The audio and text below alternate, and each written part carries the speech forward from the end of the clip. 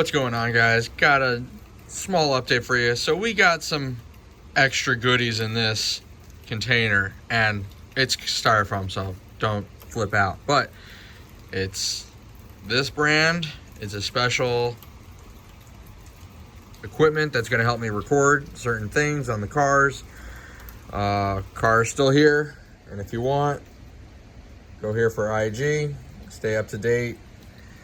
But yeah, car's still here. We're gonna wrap up the install this weekend on the wideband, and hopefully we'll be good to go. Also note, we got this lovely weather going on as well, so that's preventing us from going outside with the car, because who wants to drive on leaves?